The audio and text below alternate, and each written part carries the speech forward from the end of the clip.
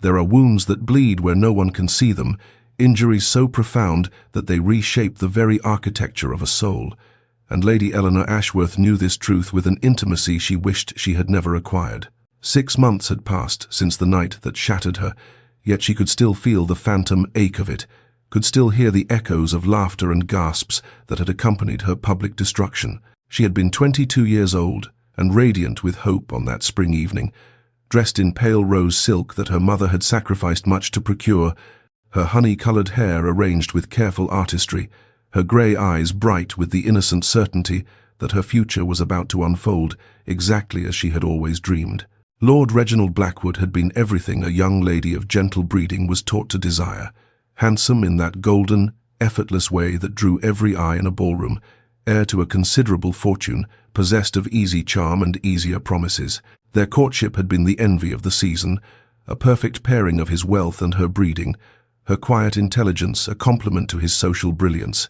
The engagement ball had been held at his family's London townhouse, 300 candles blazing in crystal chandeliers, the cream of society gathered to celebrate what everyone declared would be the match of the year. Eleanor had floated through the evening on a cloud of champagne bubbles and tender glances,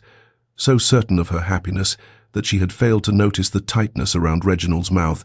the whispered conferences with his mother, the way his eyes had begun to slide past her rather than settle upon her with their customary warmth. The moment of her undoing came at precisely 11 o'clock, when Reginald had led her to the center of the ballroom floor as if to begin the first waltz as an officially betrothed couple, and instead had released her hand as though her touch burned him. His voice carried with theatrical clarity when he announced that he could not in good conscience bind himself to a woman whose family had so thoroughly deceived him, whose father's gambling debts and failed investments had reduced them to near penury, whose dowry existed only on paper now stained with creditors' demands. Eleanor had stood frozen as the whispers erupted around her like brush fire,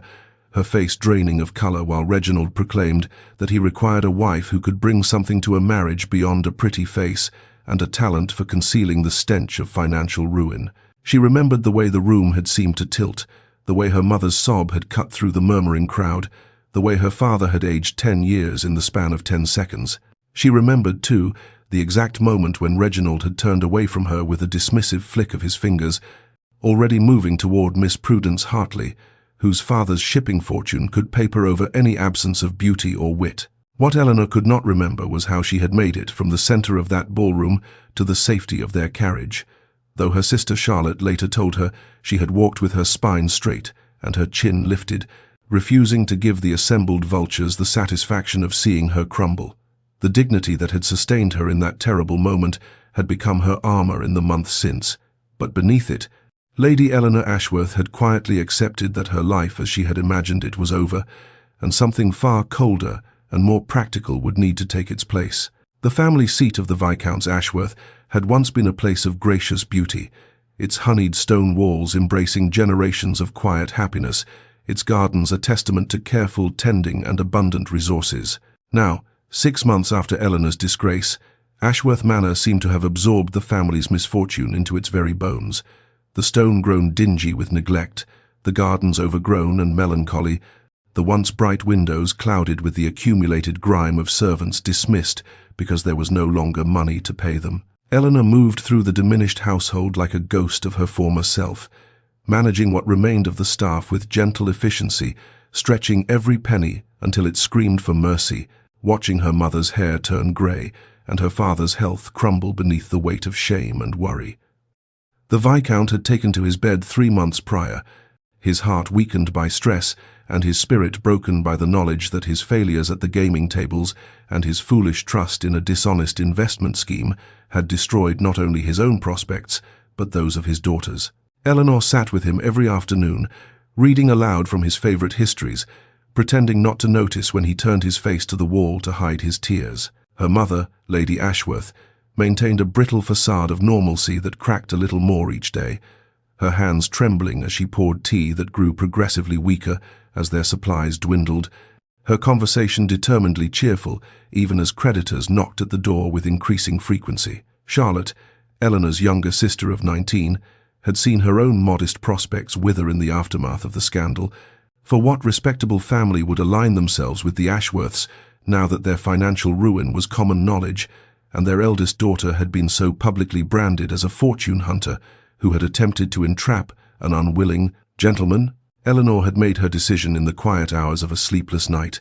staring at the water-stained ceiling of her childhood bedroom while the autumn wind rattled the loose window panes. She would seek a position as a governess, for she was well-educated and possessed of the accomplishments expected of a gentleman's daughter, and surely some family in a distant county would be willing to overlook the scandal in exchange for competent instruction for their children. The wages would be modest, but they would help, and more importantly, her absence from the household would mean one less mouth to feed, one less reminder of the hopes that had been so thoroughly crushed. She had already begun drafting letters of inquiry, her pen moving across the paper with steady practicality, while something inside her quietly grieved for the life she would never have. The husband, the children, the home of her own, the simple dignity of being loved and chosen. Romance, she had decided, was a luxury she could no longer afford to believe in, a fairy story told to young girls who had not yet learned that the world valued a woman's dowry far more than her heart. What mattered now was survival, duty, the fierce determination to protect what remained of her family, even if it meant sacrificing every dream she had ever cherished for herself. Eleanor Ashworth had learned to be practical, and practicality left no room for hope. The carriage that appeared on the overgrown drive of Ashworth Manor on a grey October afternoon was so magnificent that Eleanor initially believed she must be dreaming, for no vehicle of such obvious expense and elegance had graced their property in many months, and certainly none bearing a crest that made her mother gasp and her own heart stutter with confused alarm. The Duke of Thornwood was a name spoken in hushed tones throughout England, a figure of such immense wealth and influence that he seemed less a man than a force of nature, and the idea that he should have any business with the disgraced and diminished Ashworth family was so improbable that Eleanor wondered if perhaps he had simply lost his way and required directions to some grander destination. She smoothed her faded muslin dress with trembling hands as the butler, one of only 3 servants they had managed to retain, announced their visitor, and she rose from her mending to stand beside her mother in the shabby drawing-room that had once been their pride and now served as a constant reminder of all they had lost. The man who entered seemed to fill the doorway with his presence, tall and broad-shouldered, dressed in clothing of such severe and perfect tailoring that Eleanor felt suddenly conscious of every threadbare patch and turned hem in the room. His face was not handsome in the way that Reginald's had been,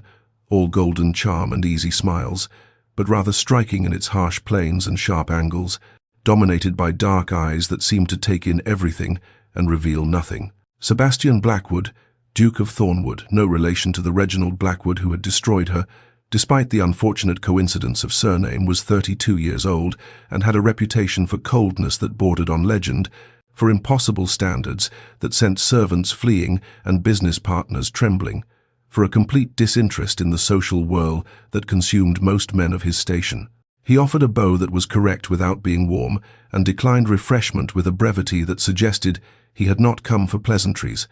and when he spoke, his voice was deep and measured, each word precisely chosen and delivered without excess. He wished, he said, to speak with Lord Ashworth on a matter of some delicacy, and he required Lady Eleanor's presence at this conversation as well, a request that sent ice through Eleanor's veins, even as confusion clouded her thoughts, for she could not imagine what possible business this formidable stranger might have that could involve her. Her mother's anxious flutter, the slow climb up the stairs to her father's sick room, the way the Duke's expression remained utterly unreadable as he observed the evidence of their reduced circumstances. Eleanor absorbed it all through a haze of nervous bewilderment,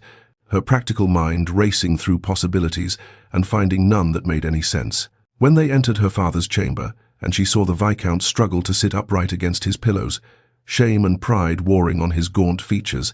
Eleanor moved instinctively to his side, her hand finding his in silent support, while the Duke of Thornwood stood at the foot of the bed like a dark pillar of judgment and began to speak words that would alter the course of her life entirely. The Duke did not waste words on pleasantries or gentle preambles, and Eleanor would later reflect that this directness, while startling in the moment, was perhaps the first indication that Sebastian Blackwood was a man who valued honesty over comfortable pretense. He stood at the foot of her father's sickbed like a man delivering a business report, his dark eyes moving between the Viscount and Eleanor with an assessing quality that made her feel simultaneously exposed and, strangely, seen in a way she had not experienced since before her disgrace. He had suffered a loss, he explained, his voice betraying no emotion, despite the gravity of his words. His younger brother Marcus had died 6 weeks prior in a riding accident, leaving Sebastian without an heir and without a presumptive successor to the Thornwood dukedom. He was 32 years old and had spent his adult life attending to duty while assuming his brother would eventually provide the next generation, an assumption that had proven foolish and now left him in an untenable position. He required a wife, and he required one quickly,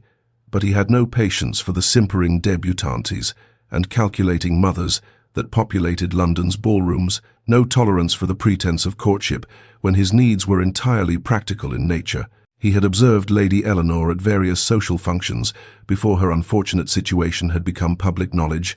and he had been struck by her composure, her evident intelligence, and the dignity with which she had conducted herself even in the aftermath of her humiliation. He was prepared to offer a business arrangement: marriage, the full weight of his protection and his name, the complete settlement of her family's debts, a generous allowance for her parents, and provision for her sister's dowry, and all the security that came with becoming the Duchess of Thornwood. In return, he asked only for her loyalty, her discretion, and eventually, when she was prepared, the children that would secure his succession. He made no pretense of offering love or romantic attachment, for he was not, he admitted, with a frankness that was almost refreshing, a man given to tender emotions or pretty speeches. Eleanor listened to this extraordinary proposal with a sensation of unreality washing over her, as though she had stepped out of her difficult life and into some peculiar dream where dukes appeared at bedsides, offering salvation without demanding the currency of the heart. She looked at her father's face, saw the desperate hope flickering beneath the shame, thought of her mother's trembling hands and her sister's dimming prospects, and felt something within her shift and settle into a new configuration. This was not the marriage she had once dreamed of, not the love match she had believed awaited her before. Reginald's cruelty had taught her the true value society placed on a woman without fortune, but it was an answer to prayers she had barely dared to whisper. The Duke watched her processing his offer with those unreadable dark eyes, patient in his certainty, and when he asked if she required time to consider, Eleanor heard herself requesting one night to think, though some practical part of her already knew what her answer would be. The same practicality that had prepared her to become a governess now recognized that this cold arrangement offered more hope than any alternative she had imagined. The night that followed the Duke's extraordinary proposal was the longest of Eleanor's life, spent pacing the worn carpet of her small chamber while her mind turned over every facet of the arrangement he had offered, examining it for hidden cruelties or impossible expectations, and finding instead only the stark practicality of a man who knew precisely what he wanted and saw no reason to dress necessity in romantic disguise. By the time the pale light of dawn crept through her window, Eleanor had made her decision, and when she descended to the drawing-room where Sebastian Blackwood waited with the same implacable patience he had displayed the day before, she spoke her acceptance with a steady voice that betrayed nothing of the complicated emotions churning beneath her composed exterior. The weeks that followed passed in a blur of activity that felt almost dreamlike in its efficiency, solicitors arriving with documents that made her head spin, her family's debts dissolving as though they had never existed, her father's color improving daily as the weight of financial ruin lifted from his shoulders, her mother weeping with gratitude she could not contain, her sister looking at Eleanor with something approaching awe. The wedding itself took place exactly 3 weeks after the Duke's proposal, in a small chapel on the Thornwood estate, with only her immediate family and a handful of Sebastian's senior staff in attendance, an elegant affair stripped of the excessive spectacle that had characterized her first engagement and all the more meaningful for its quiet dignity. Eleanor wore a gown of cream silk that the Duke had commissioned from London's finest modiste, and when she spoke her vows, she meant every word, even if the promises she made were to a man she barely knew and certainly did not love. The carriage ride from the chapel to Thornwood Hall took nearly an hour, and Eleanor spent much of it stealing glances at the man who was now her husband, searching his severe profile for some hint of what their life together might hold, while their conversation remained stilted and formal, touching on practical matters like household arrangements and her parents' comfort in the dower house he had arranged for them. When the carriage finally crested the last hill and Thornwood Hall came into view, Eleanor felt her breath catch in her throat, for the estate was magnificent in a way that bordered on intimidating, a vast stone edifice of perfect proportions, surrounded by manicured grounds that stretched as far as she could see, beautiful and imposing and utterly without warmth, rather like its master. The staff had assembled in the grand entrance hall to greet their new duchess, their faces carefully neutral as they assessed the woman their formidable employer had chosen, and Eleanor felt every curious glance like a weight upon her shoulders as she was led through corridors that seemed to stretch endlessly, past rooms filled with priceless furnishings and cold perfection. The chambers she was shown to were luxurious beyond anything she had known, decorated in soft blues and creams that spoke of expense and taste, connected to the Duke's apartments by a door that she noted remained firmly closed, a physical reminder of the businesslike nature of their arrangement. That first night, alone in her magnificent new bed in her magnificent new home, Eleanor stared at the silk canopy above her and wondered what she had truly agreed to, this marriage without love to a man of ice and stone, and whether the security she had purchased for her family would prove worth the price of her heart's remaining hopes. The early days of Eleanor's marriage unfolded in a rhythm of quiet observation and careful navigation, as she learned the intricate workings of Thornwood Hall and the enigmatic man who presided over it with the same stern efficiency he might apply to managing his vast estates. The household staff, she discovered, had developed an almost military precision in their duties, moving through the halls like well-trained soldiers who knew better than to draw their commander's attention through any deviation from expected standards, and their initial wariness toward the new duchess was evident in their formal curtsies and carefully neutral expressions whenever she passed. Eleanor understood their caution, for she was an unknown quantity, a woman of reduced circumstances who had somehow captured the attention of a man who had never shown interest in any woman before, and she resolved to earn their respect through patience rather than demanding it through her new position. Mrs. Pemberton, the formidable housekeeper who had managed Thornwood Hall for nearly 2 decades, was the first to thaw, her sharp eyes softening slightly when she observed Eleanor thanking a young housemaid by name for bringing fresh flowers to her chambers, a small courtesy that the previous occupants of the hall had apparently never thought to extend. Their conversations began as purely practical discussions of household matters, but gradually expanded to include observations about the estate's history, its traditions, and most valuably to Eleanor the habits and preferences of its master. It was through Mrs. Pemberton's careful hints that Eleanor learned of Sebastian's rigid routines, his morning rides taken precisely at 7, regardless of weather, his preference for absolute silence during breakfast while he reviewed correspondence, his habit of retreating to his study immediately after dinner and remaining there until well past midnight. Their evening meals together were exercises in exquisite formality, with Sebastian seated at one end of the impossibly long dining table and Eleanor at the other, their polite conversation about weather and estate matters echoing in the cavernous room while footmen moved silently between them, and Eleanor often felt as though she were dining with a portrait rather than a living man. Yet she began to notice small things that complicated the picture of cold efficiency Sebastian presented to the world, details that suggested depths he took pains to conceal from casual observation. There was the way his hunting dogs, 3 magnificent setters named after Greek philosophers, were permitted to sleep on forbidden furniture when he thought no one was watching, and how his severe expression softened almost imperceptibly when they pressed their heads against his knee. There was the way he would request a second serving of the cook's apple tart while maintaining an expression of complete indifference, as though the pleasure meant nothing to him, and the worn volume of romantic poetry she discovered tucked behind more serious tomes on his study desk when she ventured there one afternoon to leave a letter that had arrived in his absence. These small contradictions fascinated Eleanor, suggesting that the man she had married was perhaps not the unfeeling monument to duty he wished the world to believe, and she found herself watching for more evidence of the hidden warmth she suspected lay buried beneath his glacial exterior. The morning room had become Eleanor's preferred retreat during the quiet hours after breakfast, a modest chamber on the east side of the house where pale sunlight filtered through tall windows and she could read or attend to correspondence without feeling overwhelmed by the grandeur that characterized the rest of Thornwood Hall. Yet as autumn deepened into the first bitter weeks of November, she found herself unable to ignore the persistent chill that seeped through the aging window frames and settled into her very bones, despite the inadequate fire that sputtered in the small hearth. She mentioned it to no one, accustomed as she had become during her family's years of financial decline to enduring discomfort without complaint, and simply wrapped herself more tightly in her shawl and moved her chair closer to the meager flames, never suspecting that her husband's sharp eyes had observed her suppressed shivers during his brief passage through the room one morning when he had come seeking a misplaced document. She thought nothing more of the incident until 2 days later, when she arrived at the morning room to find it transformed, workmen just completing the installation of new windows, fitted so precisely that not a whisper of draught penetrated their seals, while a magnificent new fireplace dominated the wall where the old inadequate hearth had stood,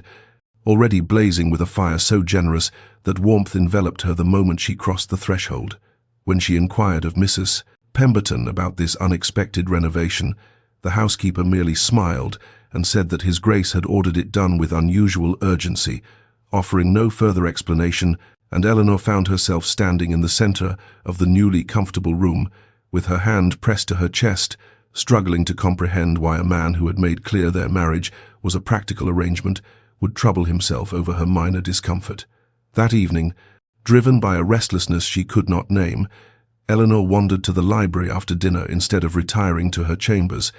and discovered Sebastian already there, settled in a leather chair by the fire, with a book open on his knee, and his 3 dogs sprawled adoringly at his feet, looking so unexpectedly approachable in this unguarded moment that she nearly retreated before he glanced up and saw her. He did not dismiss her as she half expected, but instead gestured toward the chair opposite his own,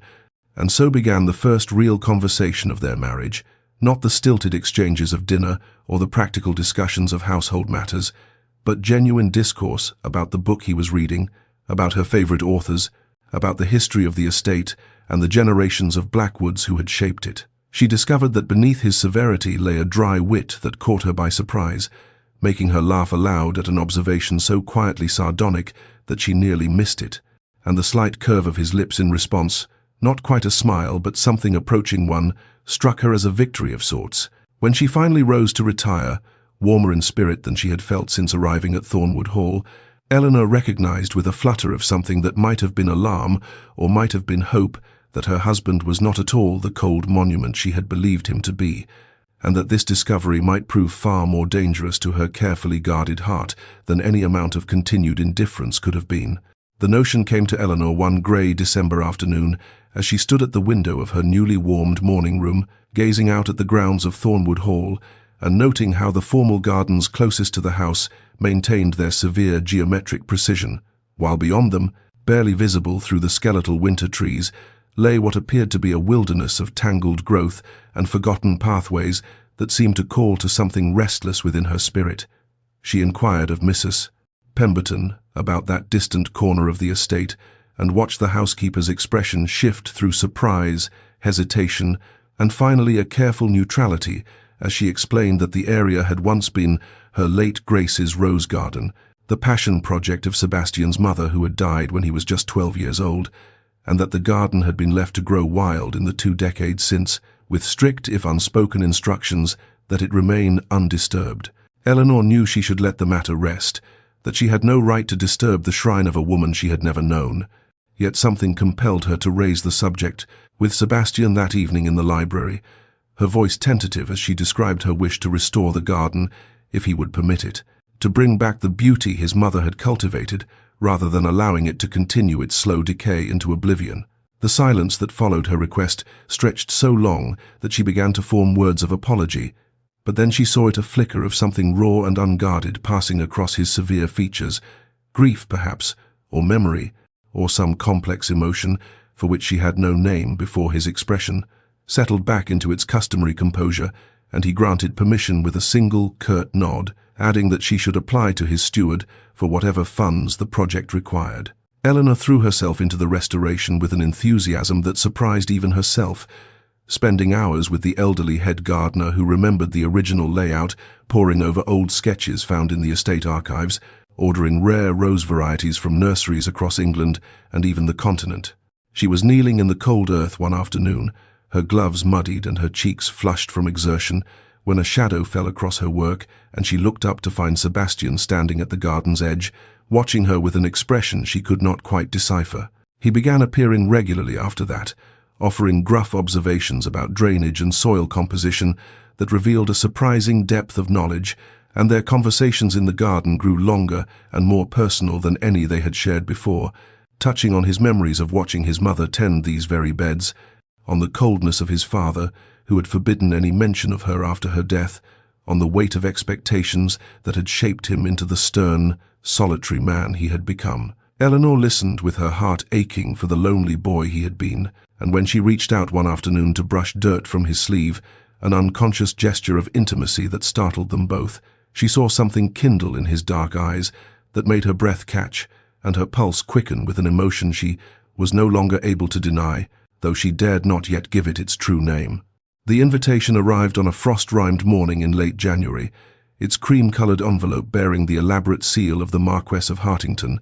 and Eleanor felt her heart seize with sudden dread when Mrs. Pemberton presented it on the silver salver with the rest of the morning's correspondence, for she knew without being told that this was the most coveted invitation of the London season, the annual ball that served as the unofficial opening of society's spring festivities, and the event at which anyone who mattered would be present, including, almost certainly, those who had witnessed her humiliation at Reginald's hands. She fully expected Sebastian to decline, as he apparently declined all such invitations, for in the months of their marriage she had never known him to attend any social function beyond the occasional obligation demanded by his position in Parliament, and so when he announced at dinner that evening, with the casual air of a man remarking upon the weather, that they would be attending the Hartington ball and she should prepare accordingly, Eleanor felt the blood drain from her face and her fork clatter against her plate with an uncharacteristic loss of composure. She opened her mouth to protest, to explain that she could not possibly face society, that the whispers and stares would be unbearable, but something in his steady gaze stopped her words before they could form, and she realized with a strange flutter beneath her ribs that he intended this not as a punishment, but as a reclamation, a public declaration that the Duchess of Ashworth would not hide in shame from those who had delighted in her downfall. The following weeks passed in a whirlwind of activity that left Eleanor breathless, as Sebastian summoned the most sought-after modiste in London to Thornwood Hall, an unheard-of honour that set the household buzzing with speculation, and commissioned an entire wardrobe of gowns so exquisite that Eleanor could scarcely believe they were meant for her silks and satins in rich jewel tones, delicate embroidery that must have required countless hours of painstaking work, designs that were elegant rather than ostentatious, chosen with a taste and restraint that spoke of genuine thought rather than mere expenditure of wealth. On the evening before their departure for London, Sebastian requested her presence in his study, and when she arrived, she found him standing before the fire with a velvet box in his hands and an expression on his face that she had never seen before, something almost vulnerable beneath his customary reserve, and when he opened the box to reveal a sapphire necklace of such breathtaking beauty that she gasped aloud, the great central stone surrounded by diamonds that caught the firelight like captured stars, he told her in his low, measured voice that it had belonged to his grandmother and that it was fitting it should belong now to the Duchess of Ashworth. Eleanor's hands trembled as she touched the cool stones, understanding flooding through her as she recognized that this was not merely a gift, but a statement, a declaration of her legitimacy that he intended all the world to witness, and when she looked up at him with tears threatening to spill from her eyes, she saw something flicker in his dark gaze that made her breath catch and her heart pound with an emotion she could no longer pretend was merely gratitude. The Hartington ballroom blazed with the light of 1,000 candles, reflected in crystal chandeliers and gilded mirrors, and Eleanor felt the weight of every curious gaze upon her as she descended the grand staircase on Sebastian's arm, her midnight blue silk gown whispering against the marble steps and the sapphire at her throat, catching the light with each measured breath she forced herself to take, reminding herself that she was no longer the disgraced daughter of a ruined viscount, but the Duchess of Ashworth, wife to one of the most powerful men in England, and she would not cower before the very people who had once delighted in her humiliation. The whispers began immediately, rippling through the assembled guests like wind through summer wheat, and Eleanor could feel them, even when she could not hear the precise words, the sidelong glances, the fans raised to conceal moving lips, the naked curiosity and barely concealed astonishment that the cold, reclusive Duke of Ashworth had not only married but had brought his bride to the most exclusive gathering of the season. Sebastian's hand pressed firmly against the small of her back, warm and steady through the silk of her gown, and when she glanced up at his severe profile, she found him surveying the crowd with an expression of such utter indifference to their scrutiny that she felt her own spine straighten in unconscious imitation of his aristocratic disdain. The orchestra struck up a waltz, and Sebastian led her onto the floor without asking, his arm circling her waist with a possessiveness that sent fresh murmurs through the onlookers, and Eleanor discovered with surprise that he danced beautifully, guiding her through the turns with an effortless grace that belied his usual rigid formality, his dark eyes never leaving her face as though the hundreds of watching guests had simply ceased to exist. She felt herself flushing under the intensity of his regard, her heart racing with something far more complex than the exertion of the dance, and for a few breathless moments she allowed herself to forget everything but the warmth of his hand at her waist, the subtle scent of his cologne, the way the candlelight softened the harsh planes of his face into something almost tender. The spell shattered when the music ended, and she turned to accept a glass of champagne from a passing footman, her gaze sweeping across the crowded ballroom, only to freeze when it landed upon a face she had hoped never to see again, Lord Reginald Blackwood, standing near the far wall with a sour expression that aged him beyond his years, his arm linked through that of a plain, pinch-faced woman dripping with jewels, whose cold eyes and thin lips spoke of wealth without warmth, and Eleanor felt the old wound tear open in her chest even as she registered with grim satisfaction that Reginald looked utterly miserable, diminished somehow from the golden charmer who had once made her believe herself loved before destroying her before all of London society. Reginald approached with the calculated casualness of a predator who had spotted wounded prey, his wife trailing behind him with an expression of bored superiority that suggested she considered everyone in the room beneath her notice, and Eleanor felt her stomach clench with the familiar nausea of remembered humiliation, even as she forced herself to stand perfectly still, her chin lifted and her gloved fingers tightening almost imperceptibly on Sebastian's arm. "Your Grace," Reginald drawled, executing a bow that somehow managed to convey insolence rather than respect. "What an unexpected pleasure to see you gracing us with your presence, and with such a charming companion, though I suppose congratulations are in order, as I understand you have taken a bride, and how fortunate for dear Eleanor that she found a protector willing to overlook her family's unfortunate circumstances." His smile was a blade wrapped in silk, his pale eyes glittering with malice as they swept over Eleanor's gown and jewels, with an assessment that made her skin crawl. One cannot help but admire such pragmatism on both sides of the arrangement, a desperate woman and a duke in need of an heir. How perfectly transactional. The words hung in the air like poison, and Eleanor felt the sting of them even as she struggled to compose a dignified response. But before she could draw breath to speak, Sebastian's voice cut through the murmuring crowd with the cold precision of a surgeon's blade. "I find myself uncertain whether to be more offended by your presumption in addressing my wife with such familiarity, or by your apparent inability to recognize when you are outmatched in every conceivable measure," Sebastian said, his tone conversational yet carrying clearly to the dozens of guests who had fallen silent to witness the exchange,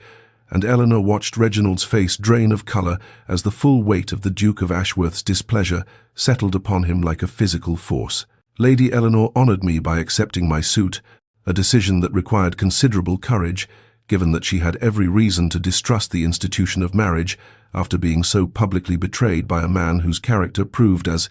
impoverished as his judgment." Sebastian's dark eyes swept over Reginald with an expression of such withering contempt that several nearby guests took involuntary steps backward, and his next words fell like hammer blows upon the now utterly silent ballroom. "Your rejection of her revealed nothing about her worth, and everything about your own. You are a man who measures value only in coin, incapable of recognizing genuine grace and intelligence when it stood before you, and any gentleman of true discernment would count himself fortunate beyond measure to have Eleanor's hand and her heart." He paused, allowing his gaze to drift briefly to Reginald's wife, whose pinched expression had grown even more sour, before returning to Reginald's ashen face. "I suggest you return to your own corner of the room and reflect upon the life your mercenary choices have purchased you. and if you ever again speak to or of my wife with anything less than the profound respect she deserves,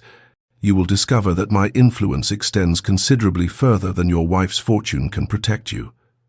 Reginald retreated without another word, his wife hissing something sharp and angry at him as they disappeared into the crowd, and Eleanor found herself trembling so violently that she feared her legs might give way beneath her, overwhelmed not by shame, but by something far more powerful, a gratitude so immense it threatened to shatter the careful walls she had built around her wounded heart. And when she looked up at Sebastian's severe profile, she saw not coldness but righteous fury held in perfect check, and she understood with sudden, devastating clarity that this man, who claimed to want nothing but an heir, had just defended her honor before all of society as though she were the most precious thing in his world. The carriage wheels had barely begun their steady rhythm upon the cobblestones before Eleanor felt the tears she had fought so desperately to contain finally breach the walls of her composure, sliding silently down her cheeks in the darkness of the velvet-curtained interior, where only the faint glow of passing street lamps illuminated the space between her and Sebastian, and she turned her face toward the window in a futile attempt to hide her weakness from the man who had just defended her honor with such devastating precision that she still could not quite believe the scene had truly occurred. She heard the rustle of fabric, sensed his movement across the space between them, and then a square of fine linen appeared in her peripheral vision, held in his outstretched hand with a gentleness that seemed at odds with the cold fury he had displayed mere moments ago, and when she accepted it with trembling fingers, their hands brushed, and she felt the warmth of his skin like a brand against her own. "I apologize," she managed, her voice thick with emotion she could not name.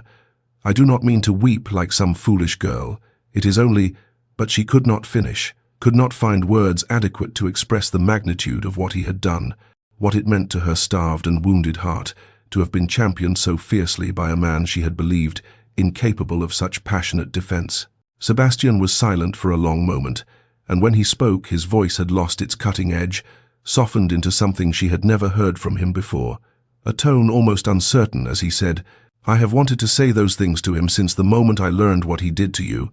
Since I first heard the whispers and understood the depths of his cruelty and your courage in bearing it with such dignity, the only difficulty was restraining myself from saying far worse." Eleanor looked at him then, truly looked, and in the shifting shadows of the carriage, she saw not the cold and formidable Duke who had proposed a marriage of convenience with all the warmth of a business transaction, but a man whose dark eyes burned with protective fury on her behalf, whose jaw remained tight with anger that was not yet fully spent, and she understood with sudden, startling clarity that Sebastian Blackwood cared far more than he had ever allowed himself to reveal. "You owed me no such defense," she whispered, pressing his handkerchief to her cheeks. "Our arrangement never required," but he cut her off with a sound of impatience, almost frustration, and his hand found hers in the darkness, his fingers interlacing with her own, in a gesture so intimate and unexpected that her breath caught in her throat. "Our arrangement," he said, the words heavy with something she dared not name, "has nothing to do with what that man deserved to hear, and everything to do with—" He stopped, seemed to struggle with himself, and when he continued his voice was rough, almost reluctant in its honesty. "Everything to do with the fact that you are my wife, and no one will ever speak to you thus while I draw breath." He did not release her hand for the remainder of the journey, his thumb tracing absent patterns across her knuckles as the carriage carried them through the sleeping city toward home, and Eleanor sat in wondering silence beside him, feeling something fundamental shift between them like tectonic plates realigning beneath the surface of the earth, knowing with terrifying certainty that the careful walls around her heart were crumbling and that she was powerless to stop them. The days that followed the Hartington ball unfurled like the petals of the roses Eleanor tended so carefully in the garden, each one revealing something new and precious that she had not dared to hope might exist within the walls of her marriage. For Sebastian began seeking her company with an openness that would have seemed impossible in those first formal weeks when they had circled each other like cautious strangers, bound by contract rather than affection. He appeared at her door each morning now, already dressed for riding, and the question in his dark eyes had become unnecessary, because Eleanor found herself anticipating these excursions with a flutter of excitement she could not suppress, donning her habit with fingers that trembled slightly with eagerness rather than the anxiety that had once characterized her every interaction with her formidable husband. They rode across the vast Thornwood estates as autumn painted the landscape in shades of amber and gold, and Sebastian showed her the hidden places he had loved since boyhood, the ancient oak where he had built a treehouse that still clung to the branches, the stream where he had learned to fish with a grandfather whose warmth had been the sole counterpoint to his father's coldness, the hilltop from which one could see 3 counties spread like a patchwork quilt beneath an endless sky. He spoke more freely during these rides, his reserve loosening with each passing day, and Eleanor discovered that beneath his severe exterior lay a man of dry wit and unexpected humor, a man who could make her laugh until she nearly lost her seat in the saddle with observations so wry and perfectly timed that she wondered how she had ever thought him incapable of warmth. The household staff noticed the change with poorly concealed delight, and Eleanor caught Mrs. Pemberton smiling with knowing satisfaction when Sebastian appeared in the doorway of whatever room Eleanor occupied, his presence no longer announced by formal request, but simply manifesting as though he could not bear to be elsewhere. The footmen exchanged glances when the Duke pulled out his wife's chair at dinner with his own hands rather than allowing them to perform the service, and the kitchen sent up Eleanor's favorite dishes with increasing frequency after Sebastian had been observed inquiring about her preferences with an intensity usually reserved for matters of estate business. Yet even as Eleanor's heart expanded with each shared smile, each brush of fingers, each evening spent reading together in companionable silence by the library fire, she felt a growing terror taking root alongside her joy, for she recognized with devastating clarity that she was falling irrevocably in love with a man who had offered her security and respect, but never promised his heart. She watched him when he did not know she was looking, memorizing the way firelight played across his angular features, the way his brow furrowed when he concentrated on his correspondence, the rare and precious softening of his expression when their eyes met across a room. And she guarded these observations jealously, even as she guarded the truth of her feelings, afraid to speak them aloud lest she shatter the fragile beauty of what was growing between them with the weight of emotions he had never asked to bear. The storm announced itself with a violence that seemed almost personal, the autumn sky darkening to a bruised purple before unleashing a fury of wind and rain against the ancient stones of Thornwood Hall, and Eleanor felt the first tremor of familiar terror seize her chest as lightning split the heavens and thunder rolled across the landscape with a sound like the world itself was breaking apart. She had fled the drawing room where she had been attempting to embroider with hands that shook too badly to hold the needle, seeking refuge in the library where the heavy velvet curtains might muffle the assault of the elements and the walls of books might provide some illusion of protection against the chaos that raged beyond the windows. The fear was old, born in a childhood night when a storm had torn the roof from the nursery wing of her family's estate, and she had huddled beneath falling timbers while her nurse screamed, and the world dissolved into water and wind and terror, and though she knew herself to be safe within these solid walls, her body remembered what her mind could not forget, and she curled into the corner of the leather settee with her arms wrapped around her knees like a child, seeking comfort that would not come. She did not hear the door open over the crash of thunder, did not know she was no longer alone until Sebastian's voice cut through her panic, sharp with concern as he said her name once, twice, and then he was beside her, his hand warm against her shoulder as he asked what was wrong with an urgency that pierced through the fog of her fear. She tried to speak, to explain, to apologize for her foolishness, but the words would not come, only a shuddering breath and a flinch as lightning illuminated the room in stark white brilliance, and Sebastian did not demand explanations or offer dismissive reassurances, but simply sat beside her and drew her against him with an arm around her shoulders that anchored her to the present moment. He began to speak in a low, steady voice, telling her of his own childhood terrors, the darkness that had haunted his nights until his grandfather taught him to light his own candle, the horses that had frightened him until he learned to approach them with patience rather than fear, and his words wove a shelter around her more effective than any stone wall, his voice a constant thread of warmth through the violence of the storm. She did not remember falling asleep, only the gradual loosening of the terror's grip as exhaustion claimed her, her head resting against his chest where she could hear the steady rhythm of his heart beneath her ear,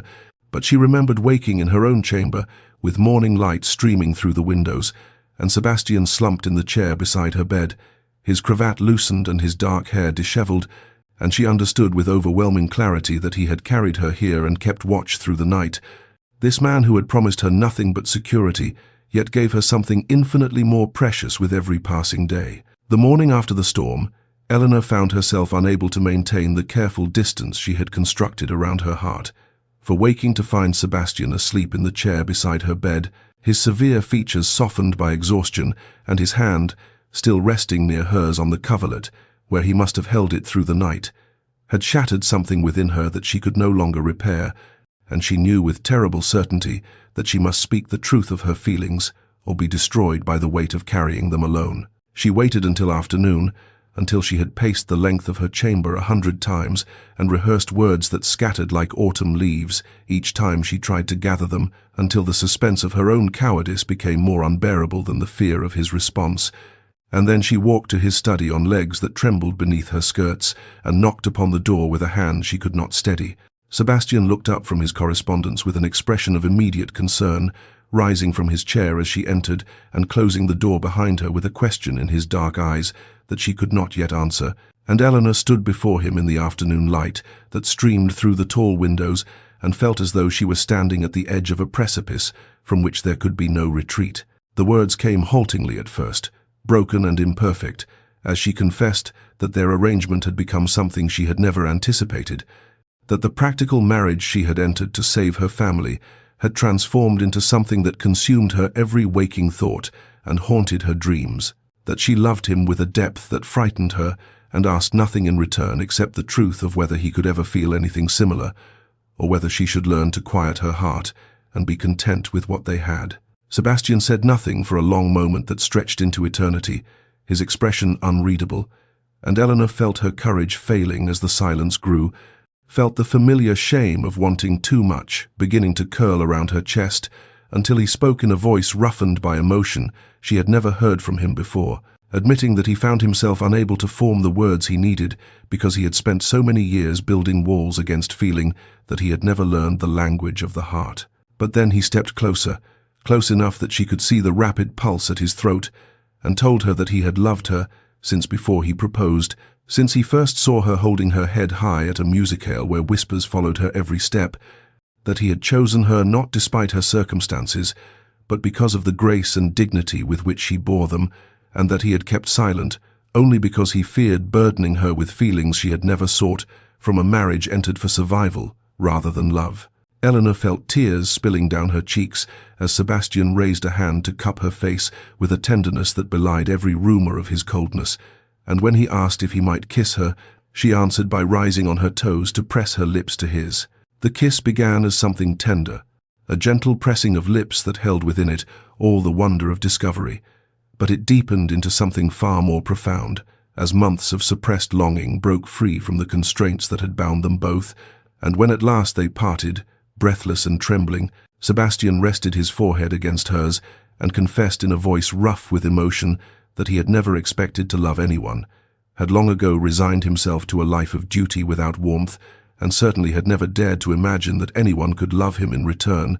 for he knew himself to be difficult and cold and entirely unworthy of the gift she offered him. Eleanor touched his face with fingers that shook, tracing the severe lines that had softened in the golden afternoon light, and told him that he was worthy of far more than he believed, that she had seen his heart in every gesture he thought she had not noticed, in every kindness he had disguised as practicality, and that she chose him not despite his reserve, but because of the depth it concealed. Sebastian kissed her again, and this time there was nothing tentative in it, only the fierce claiming of something precious finally acknowledged, and when he drew back, it was to take her hand and lead her from the study, with a question in his eyes that needed no words, and Eleanor followed him through the corridors of Thornwood Hall to the door of his chambers, where he paused and asked her with quiet intensity if she was certain, if this was what she wanted, and she answered by opening the door herself and drawing him inside. The room glowed with candlelight that the servants had lit against the approaching evening, casting warm shadows across the rich furnishings and the great bed that Eleanor had never seen before this moment, and Sebastian's hands trembled as he unfastened the pins from her hair and let it fall in waves across her shoulders, telling her she was beautiful with a reverence that made her believe it for the first time in her life. Their wedding night came at last, months after their wedding day, and it was nothing like the dutiful consummation Eleanor had once steeled herself to endure, and everything like the sacred communion she had never dared to imagine, for Sebastian touched her as though she were precious beyond measure and whispered her name like a prayer against her skin. And Eleanor discovered that intimacy born of love transformed the physical into something transcendent. Afterward, they lay tangled together in sheets that smelled of lavender and something uniquely him, and Sebastian held her against his chest as though he feared she might disappear if he loosened his grip, and into the candle-lit darkness he made promises that he would spend his life proving himself worthy of her love, that he would never give her cause to regret choosing him, that she would never again know the loneliness and fear that had marked her life before she came to Thornwood Hall. And Eleanor made promises of her own, sealing each one with kisses pressed to his throat, his jaw, the corner of his mouth that curved upward in a smile she was only beginning to know. The weeks that followed their confession transformed Thornwood Hall from a magnificent monument to duty into something far warmer, a home filled with the quiet intimacy of two people discovering the full depth of what they meant to one another, and Eleanor found herself marveling daily at the changes she observed in her husband, for Sebastian seemed unable to stop touching her in small ways that sent warmth flooding through her chest, each time his hand finding hers beneath the breakfast table, his palm settling at the small of her back as they walked the corridors together, his fingers brushing a strand of hair from her face with such tenderness that she sometimes forgot to breathe. The household staff noticed the transformation with barely concealed delight, and Mrs. Pemberton's eyes grew suspiciously bright when she encountered the Duke pressing a kiss to his wife's temple in the hallway, having clearly believed she was unobserved, and the footman exchanged knowing glances when His Grace began taking his afternoon tea in the Duchess's sitting room rather than his study, and the maids whispered among themselves that they had never seen the master smile so frequently, nor heard his laughter ringing through the halls as it did now when Her Grace teased him about his excessive fondness for apple tarts. Their first public appearance as a visibly loving couple came at a garden party hosted by the Countess of Pembroke, and Eleanor felt none of the anxiety that had plagued her at the Hartington ball, for she entered on Sebastian's arm with the quiet confidence of a woman who knew herself beloved, and the Tun's reaction was nothing short of astonished as they observed the notoriously cold Duke of Ashworth gazing at his wife as though she hung the stars in the sky, his severe features softened by an expression of such obvious devotion that matrons whispered behind their fans, and young ladies sighed with romantic longing. Society, ever hungry for gossip, had much to discuss in the days that followed: how the Duke had refused to leave his wife's side for even a moment, how he had glared with such ferocity at any gentleman who looked too long at the Duchess that lesser men quailed, how he had been overheard telling Lady Pembroke that he counted himself the most fortunate man in England, and Eleanor received more invitations in a single week than she had in all her seasons combined before her disgrace, the Tun's opinion having reversed entirely, now that she was so clearly treasured by one of the most powerful men in the realm. It was at one such gathering that Eleanor overheard a conversation not meant for her ears, two matrons discussing Lord Reginald Blackwood with the particular relish reserved for others' misfortunes, relating how his wealthy wife had discovered his gambling debts and now controlled every penny of his allowance, how she made him account for every shilling and refused him funds for the pursuits he loved, how he had been seen looking haggard and desperate, while his wife grew ever more shrewish in her discontent, and Eleanor felt no triumph in this knowledge, only a profound gratitude that the path she had thought led to ruin had instead delivered her to a happiness she had never dared to imagine, standing in the warm circle of her husband's arm and knowing herself loved beyond measure. The discovery came on a morning like any other, or so it seemed when Eleanor first woke in the circle of Sebastian's arms, as had become her cherished custom, but as she rose and began her toilette, she was struck by a wave of nausea, so sudden and overwhelming that she had to grip the edge of her dressing table to steady herself, and when the same illness visited her the following morning, and the morning after that, she began to suspect what her heart had hoped for since the night they had first truly become husband and wife. The physician confirmed what Eleanor had scarcely dared to believe, and she spent the remainder of that day in a state of trembling anticipation, rehearsing in her mind how she would tell Sebastian news that would fulfill the very purpose for which he had married her, though now that purpose seemed almost incidental compared to the love that had transformed their practical arrangement into something sacred. She found him in his study that evening, bent over correspondence with the serious expression she had once found intimidating and now found unbearably dear, and when he looked up at her entrance his face softened in that way it only ever did for her, and he set aside his papers immediately and asked if something was wrong, for she was pale, and her hands were clasped together in the manner she adopted when nervous. Eleanor crossed to him and took his hands in hers, lifting them to press against the still flat plane of her stomach, and told him in a voice that trembled with emotion that she was carrying his child, their child, and she watched as comprehension dawned across his severe features, followed by something she had never seen before, tears gathering in those dark eyes that had once seemed so cold, spilling unchecked down his cheeks as he sank to his knees before her and pressed his forehead to her belly with a reverence that stole her breath. Sebastian's protectiveness, already formidable, became something almost overwhelming in the weeks that followed, for he insisted she rest whenever she appeared the slightest bit fatigued. He ordered the kitchens to prepare whatever foods she craved at any hour. He reduced his business engagements to mere fractions of what they had been, so that he might spend his hours at her side,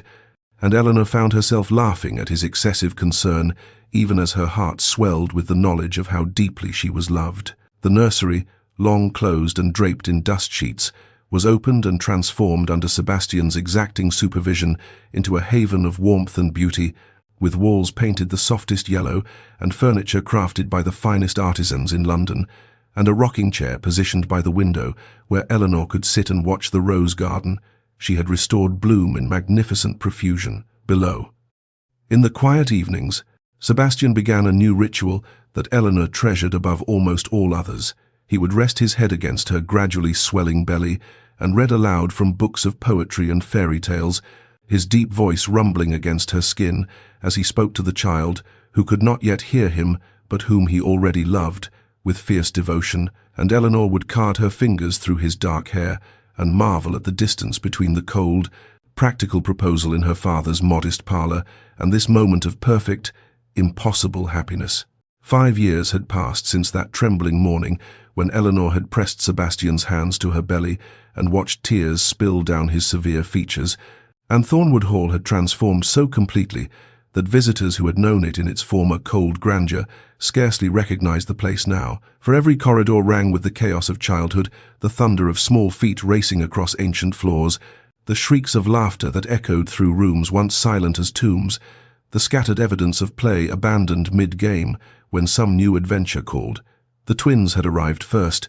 2 dark-haired boys with their father's penetrating eyes and their mother's gentle spirit, and Eleanor had watched Sebastian fall utterly and completely apart the moment he first held his sons, all his dignity and reserve crumbling to dust as he wept openly and whispered promises to protect them with his very life. And in the years since, he had kept those promises in ways both profound and delightfully absurd, for the Duke of Ashworth, terror of the ton, master of cold silences and devastating set-downs, could now be found most afternoons crawling about the nursery floor on hands and knees, playing the part of a fearsome dragon to be vanquished by 2 small knights armed with wooden swords and boundless imagination. Their daughter had followed 2 years later, a golden-haired cherub with her mother's eyes and her father's stubborn chin, and Sebastian had declared within moments of her birth that no man would ever be worthy of her hand, a proclamation Eleanor found endlessly amusing and privately agreed with entirely, for little Catherine had wrapped her formidable father around her tiny finger with an efficiency that spoke of future conquests. Eleanor stood now in the doorway of the nursery, watching her husband submit to the indignity of having his cravat used as reins, while Catherine commanded him to be her pony, his deep voice making ridiculous neighing sounds that sent the twins into fits of giggles, and her heart swelled with a love so vast she sometimes feared it might overwhelm her entirely. The rose garden bloomed below in magnificent profusion. The restoration Eleanor had begun in those uncertain early days of her marriage, now a masterwork of colour and fragrance that drew admirers from across the county, and her parents lived in comfort in the restored dower house, just visible through the library windows. Her father's health much improved now, that financial worry no longer plagued his rest, her mother grown young again with the joy of grandchildren to spoil. Her sister Margaret had married 3 years past, a kind and prosperous gentleman Sebastian had introduced her to at one of their gatherings, a man who looked at Margaret the way Sebastian looked at Eleanor, and they lived not an hour's ride away with their own growing family. The family dinner that evening was a study in controlled chaos and uncontainable love, children squirming in chairs too large for them, Sebastian cutting meat into small pieces with the same focused attention he once gave to matters of state, Eleanor's mother sneaking sweets to grandchildren who were absolutely not supposed to have them, her father telling stories of his own youth that grew more embellished with each retelling, and Eleanor looked around the table at all of it, the noise and the mess and the laughter and the love, and knew herself to be the most fortunate woman who had ever drawn breath. The children had been tucked into their beds at last, stories told and prayers whispered and small foreheads kissed, and Eleanor slipped away from the warm chaos of the house to find solace in the rose garden as the twilight deepened around her, the air heavy with the perfume of 100 blooms. Her own hands had coaxed back to life in those uncertain early days when she had not yet known that she was planting not merely flowers, but the roots of a happiness she could never have imagined. She walked the familiar path slowly, trailing her fingers across petals still warm from the afternoon sun, and allowed herself to remember the woman she had been 5 years ago, no longer than that, for she must go back to the very beginning, to that ballroom, where her heart had shattered into 1,000 pieces on the polished floor, while Reginald's cruel words echoed off the chandeliers, and society watched her humiliation with gleaming, hungry eyes. She had believed then that her life was over, that love was a luxury denied to her, that the best she could hope for was survival, with dignity intact, and she had been so entirely, so beautifully wrong. The sound of footsteps on the gravel path did not startle her, for she knew his tread as well as she knew her own heartbeat, and when Sebastian's arms came around her from behind and his chin rested atop her head, she leaned back into him with the ease of long intimacy, of trust built through 1,000 small moments of choosing each other. He asked her what she was thinking about, and she told him the truth, that she was thinking about how strange and wondrous it was that the worst moment of her life had led her inexorably to the best, that Reginald's rejection had been not a tragedy, but a gift she had been too wounded to recognize. Sebastian turned her in his arms and cupped her face in his hands, and even after all these years, after 3 children and countless nights spent wrapped in each other's arms, he still looked at her as if she were a miracle he could not quite believe was his, and he told her that he thanked God every day for Reginald's shallow, mercenary heart, for without it she might never have become his wife, his love, his very reason for drawing breath. They stood together in the fading light as the stars began to emerge overhead,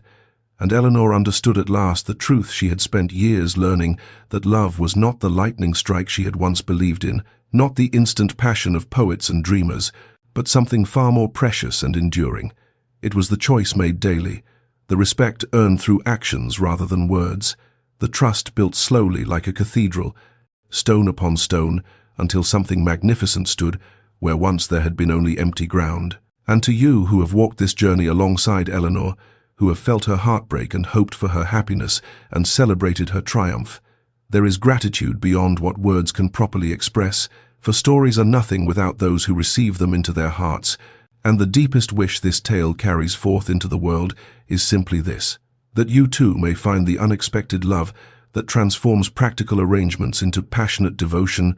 that you may know the joy of being truly seen and cherished, and that you may discover, as Eleanor did, that the greatest happiness often blooms in the most unlikely soil, planted by hands we never expected, and nurtured by a love we never dared to dream could be ours.